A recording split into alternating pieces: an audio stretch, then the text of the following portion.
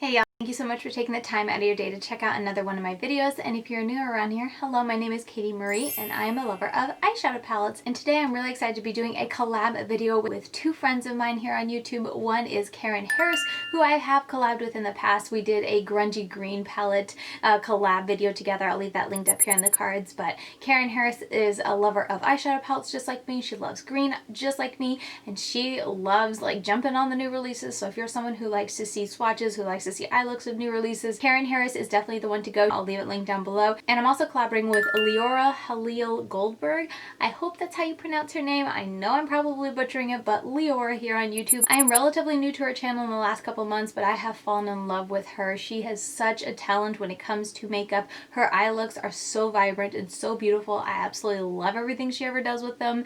They are like jaw-dropping. Every time I click to watch one of her videos, I just can't get over how beautiful and how colorful her eye looks are. So I have been really enjoying her channel, and she reached out to both Karen and I asking if we wanted to do this collab video today, where she came up with her own tag called Influence of the Influencers.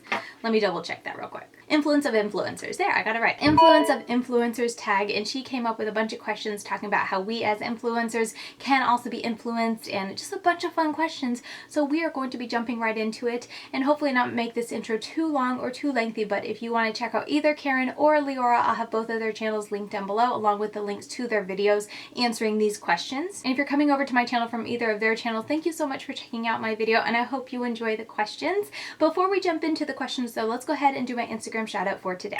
Today my Instagram shout out is going to Daisy_Tavares. I believe that's how you say the last name. But Daisy, she commented on my most recent post and left me a really sweet comment. I really appreciate your comments and your support on my pictures, and you are my Instagram shout out for today. And per usual, if you want a chance to be featured at the beginning of my videos, all you have to be doing is following me on Instagram. I'm LadyKatie92 over there.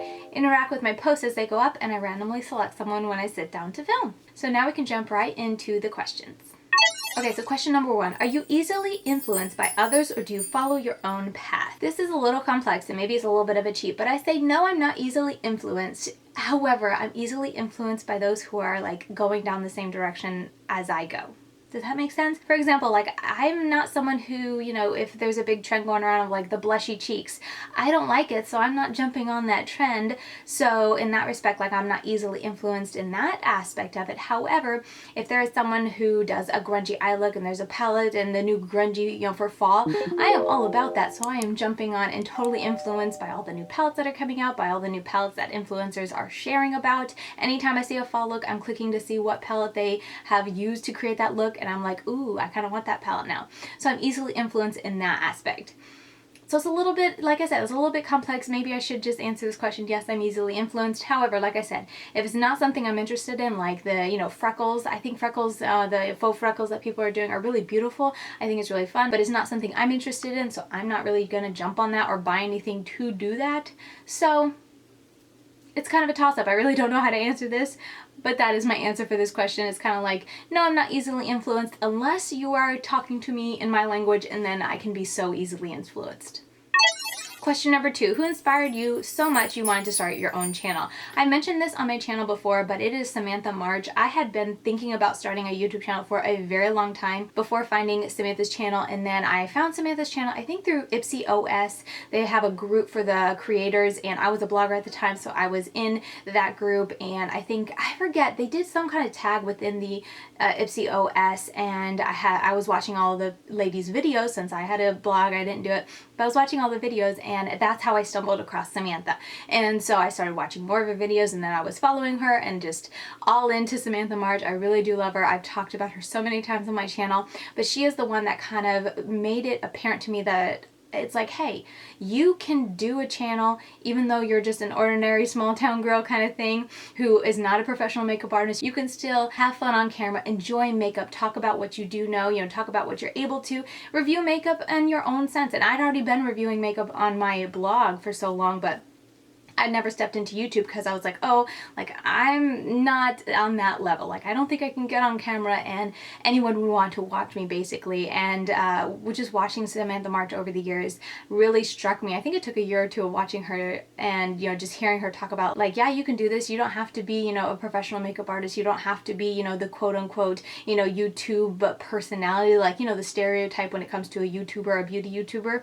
You can just be an ordinary girl with like chipped fingernails, that kind of thing, and be on YouTube. You don't have to wear false lashes, that kind of thing, even though I'm wearing false lashes today. Anyway, she's the one that kind of planted that little bug in my head, and I was thinking on it and mulling over it over the next couple months and year, and I was finally like, you know what? She's right. I've always kind of wanted to start a YouTube channel, but I've always been like too afraid and too insecure and didn't think like I could do it, until finally I was like, you know what?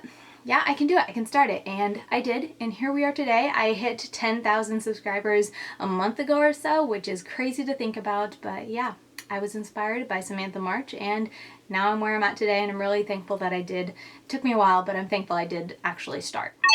Question number 3, name some amazing products that you bought because other influencers recommended them to you. This is really hard for me because I have such a bad memory. Like I would have to spend hours going over my YouTube channel and like watching all my videos to remember exactly who recommended what. However, there are 2 that stick out, and they're relatively recent, and that's why they stick out. But there are 2 that stick out in my memory as being like, oh, I bought that because so-and-so recommended it to me. And that would be the Glamierre Neon Pigments. I heard Annette raving about these, and I actually was curious because I was seeing more pigments coming around, and Annette had reviewed another brand. I forgot exactly what brands, but I had seen a couple brands going around, and I wanted to try Neon Pigments, but I didn't want to just buy any brand, and I didn't want to have a bad experience. So I watched Annette's videos, and then I even asked her, I was like, okay, you've tried a couple brands, which do you recommend? And she highly recommended the Glamierre to go with, saying that they were the easiest for her to work with, and that's why I bought these, and I was totally happy with these. She did not steer me wrong when it comes to these pigments, as I do find them very, very fun, pretty easy to work with, you know, relatively. They're neon pigments, so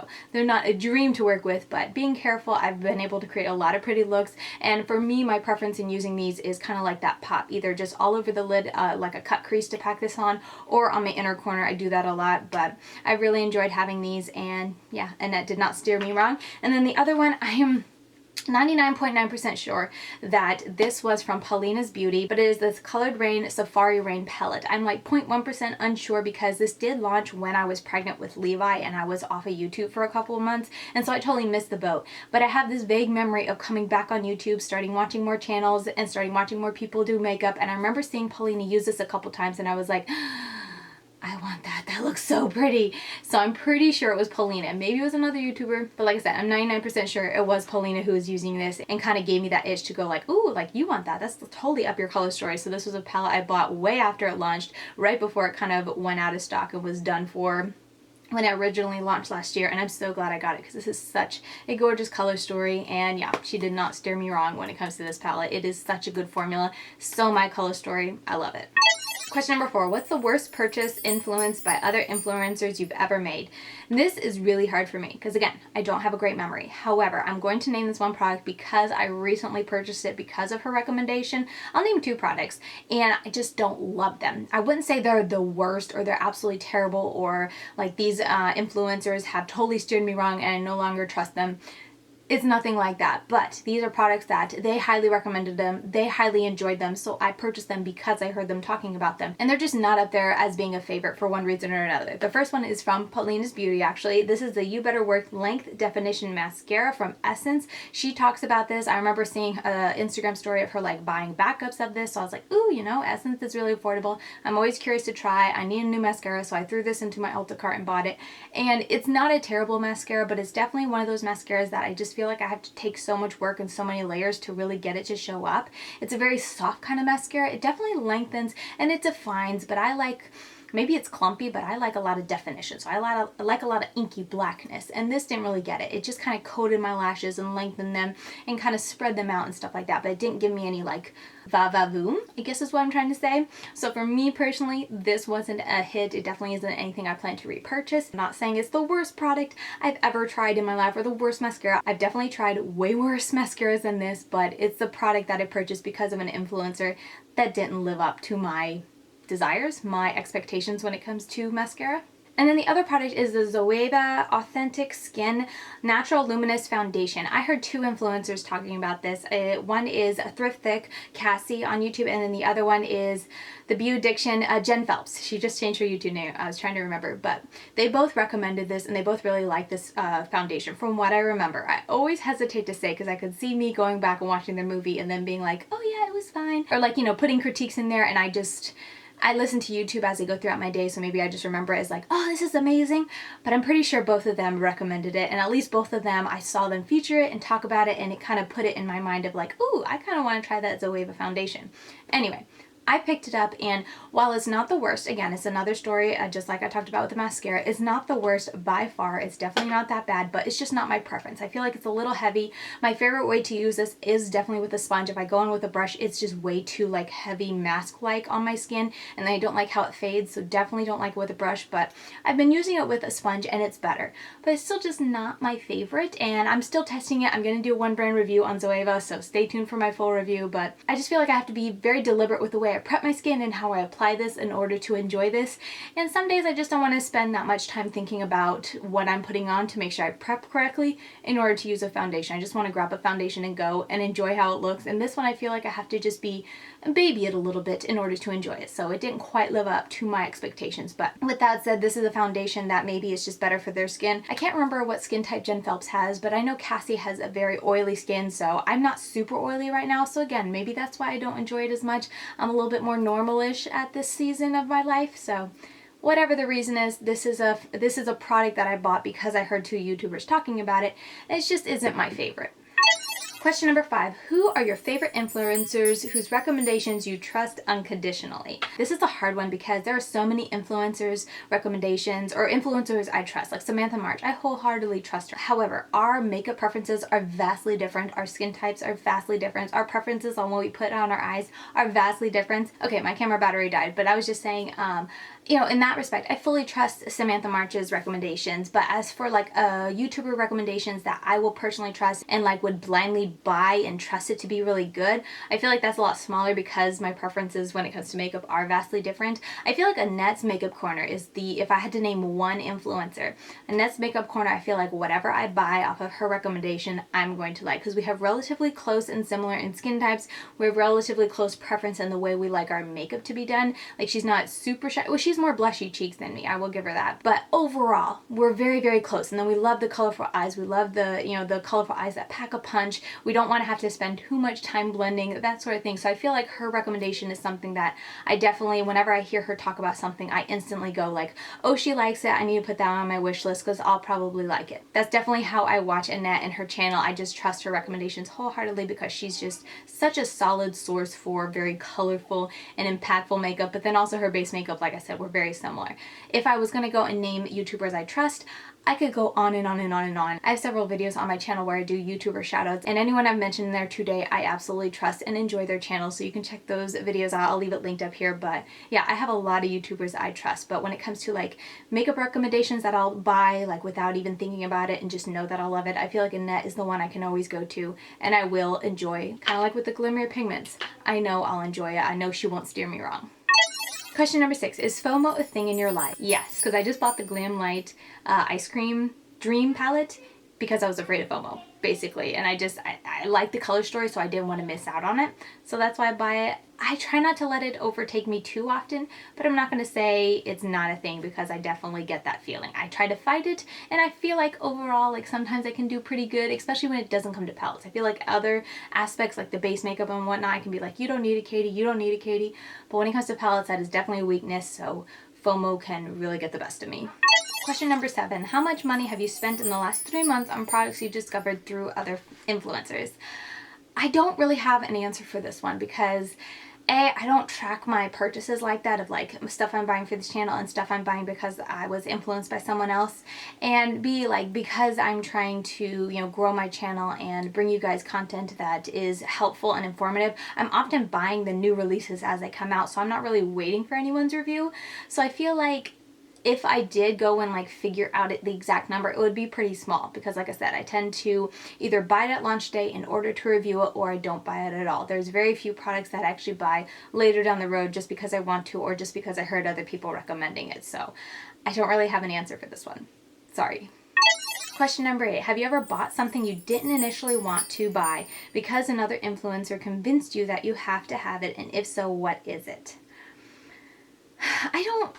I can't think of anything off the top of my head, except I guess I want to say the Melt Gemini. I didn't buy it on the original, well, like when it first launched, because I was like, oh, you don't need it. Or Melt also, at the time that launched, was very expensive for me. I didn't usually buy palettes that were that expensive. I can't remember, 58 or something. It was expensive. I know it was high price for me. So when it was launching, I was like, oh, the color story is so pretty, but I don't need it. That's expensive. That's a lot of money to spend on a palette. So I passed on the initial launch, and then when it was out of stock and people were starting to post looks, that's when I was like, but I really want it. And when it came back in stock on the second, restock of it, that's when I purchased it.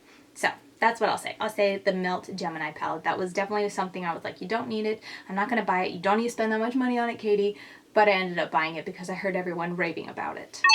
Question number 9. What's the most important thing you have learned by watching other influencers? I feel like for me personally, it's that I can't be excited over everything. I feel like, especially in the beginning, part of me was like, okay, I gotta just jump on every new thing. I gotta cover everything that I can. And I feel like I'm watching other people growing and just watching other people and kind of expanding like who I'm watching and the types of people I watch.